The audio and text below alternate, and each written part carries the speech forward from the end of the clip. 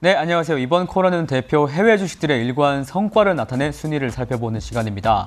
또한 갑업에 대체 무슨 일이 있었는지 하나하나 짚어드릴 거고요. 저는 순위를 달린 남자 순달람 한종목입니다. 오늘도 S&P 500 기준 순위를 상위 5개부터 빠르게 달려보겠습니다. 오늘 순위도 보면 테마별로 특별히 공통점은 보이지 않는 하루인 것 같습니다. 며칠간은 확실히 좀 개별 장세 흐름이 뚜렷한 흐름이고요. 1위부터 섹터를 좀 구분지어 말씀을 드리자면 클라우드 소프트웨어, 철강, 그다음에 중고차, 신약 개발, 산업 자동화 등으로 나눌 수가 있겠습니다. 그래도 완전히 기술주, 성장주보다는 시클리컬 쪽에 해당하는 가치주 쪽으로 구성이 되어 있는 걸 볼 수가 있네요. 자, 그럼 바로 1위 보시겠습니다. 1위 기업은 오라클이죠. 3.6%가 올랐는데 최근에 급등세입니다. 7월 들어서만 10%가 넘는 지금 수익률을 기록하고 있는데요. 오라클이라는 단어는 고대 그리스에서 신에게 신탁을 받아서 인간에게 귀중한 말을 전해주는 사람을 칭하는 단어인데요. 단어의 뜻을 현대적으로 좀 재해석하자면 귀중한 데이터를 효과적으로 제시해주는 사람이라고 볼 수가 있겠습니다. 결국 오라클은 데이터 기업이라는 말인데요. 다뤄야 할 데이터가 많을수록 수혜를 잇는 기업입니다. 이런 맥락에서 봤을 때 IDC에서 분석한 자료에 따르면 전 세계에서 생산되는 데이터량은 연평균 27% 동안 7년간 성장할 전망이라고 밝힌 적이 있습니다. 게다가 아직 기업들은 본인들이 생산해내는 데이터의 약 1%도 제대로 활용하지 못하고 있다고 하니까 아직 이런 오라클과 같은 소프트웨어 데이터 관리 업체가 부각을 받는 국면이고요. 이것은 이제 소프트웨어의 세부 업종을 좀 구분해 본 건데요.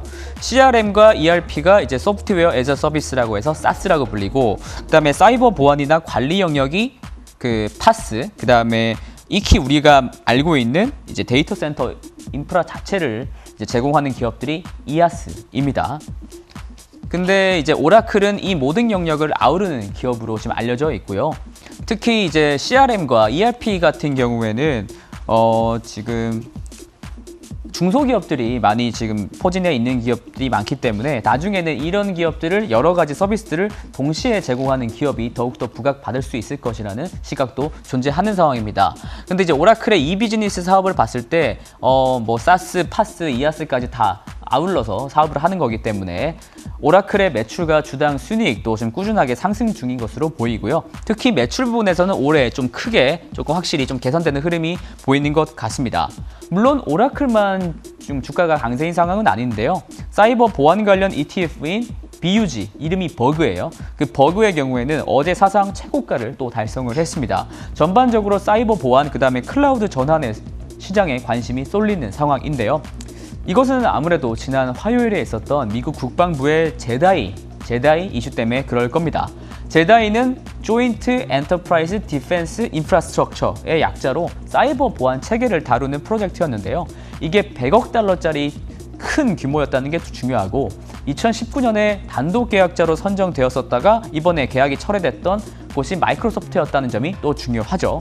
미국 국방부는 단독 사업자가 아닌 멀티벤더 형식으로 계약 방식을 채택해서 마이크로소프트뿐만 아니라 아마존, 구글, IBM 그리고 오라클까지 이런 기업들과 협상을 다시 시작할 것으로 예측이 됩니다. 새롭게 변경된 계약에서 입찰 기업들 명단은 올해 10월까지 확정될 것으로 보이고요. 내년 봄에 최종 사업자가 결정될 것이라고 합니다. 이 때문에 오라클뿐만 아니라 전반적으로 클라우드, 사이버 보안 관련 기업들이 조금 관심을 받은 것으로 해석하네요. 사실 이런 클라우드 전환 그리고 디지털화는 거스를 수 없는 대세이기 때문에 미국 국방부에 한정되는 이슈는 아닐 것 같습니다. 앞으로도 에너지부라든가 국토부, 보건부까지 수많은 국가기관들에서 이러한 데이터 관리를 위한 소프트웨어 계약을 진행할 가능성이 매우 높아 보이고요. 그리고 이것은 또 미국에만 국한될 것은 아니고요. 중국도 자체적인 데이터 관리에 열을 올릴 것으로 보입니다. 최근에 디디 출싱이 미국에다가 지리 정보 등을 빼돌릴 우려가 있다면서 중국이 크게 화를 내는 것도 그만큼 데이터 주권, 사이버 보안이 중요해진 시기이기 때문입니다.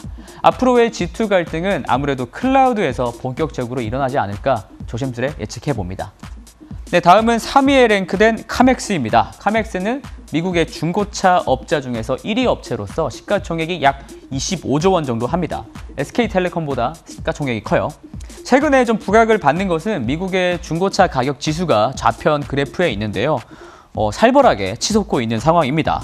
그리고 오른쪽에 나와 있는 것은 이제 차종별로 얼마나 작년 대비해서 그 가격이 올랐는지에 대한 건데, 이 가장 높이 올라 있는 게 이게 픽업 트럭이거든요. 근데 미국에서 픽업 트럭 최강자가 이제 미국의 포드인데, 포드가 차량용 반도체 부족 때문에 차량 생산을 많이 못하다 보니까 이런 사태가 벌어진 것 같습니다.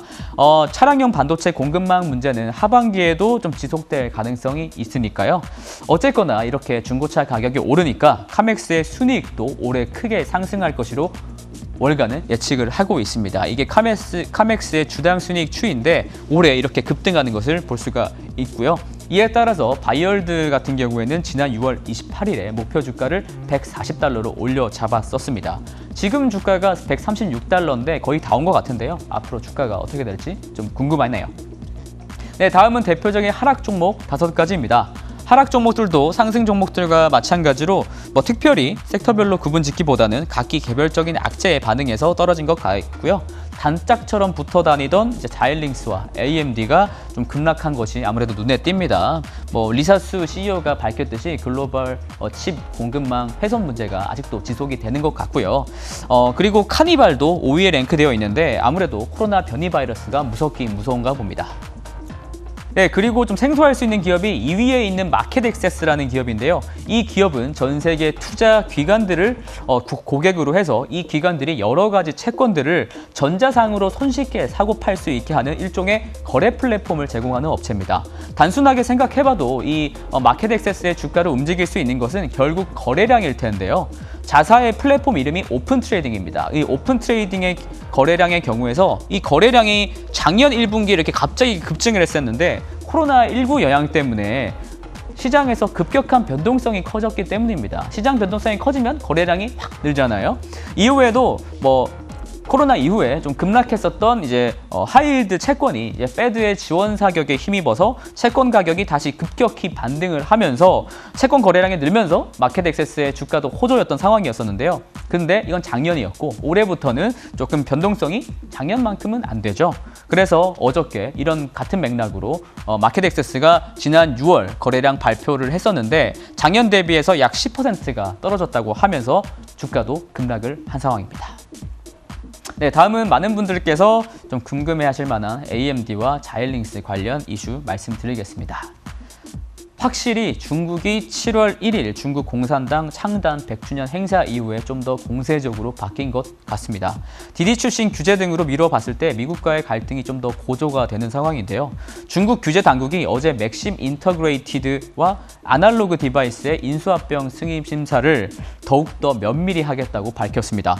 합병 승인 절차가 더욱더 까다로워지고 그러니까 심사 기간도 더욱더 길어질 수 있다는 건데요. 이러한 심사를 똑같이 겪어야 하는 AMD와 자일링스 합병권도 이에 부정적으로 반응한 듯 보입니다. 원래라면 올해 말에 승인 심사가 끝나야 되는데요. 미국과 중국 간의 갈등이 불똥이 튀어서 어디까지 이어질지 흥미롭기도 하고 우려스럽기도 하네요. 네. 오늘은 이제 순달람의 히든 코너에서 알파벳이 리스트에 있어서 알파벳을 말씀드리려 하다가 아까 제다이 이슈 말씀드리면서 구글 클라우드의 부각을 설명드렸기 때문에 오늘은 좀 생략을 하겠습니다. 내일은 제가 아닌 새로운 분께서 색다른 코너로 좀 준비를 했으니까요. 시청 부탁드리면서 순달람은 다음 주에 달리겠습니다. 이상 순달람이었습니다. 고맙습니다.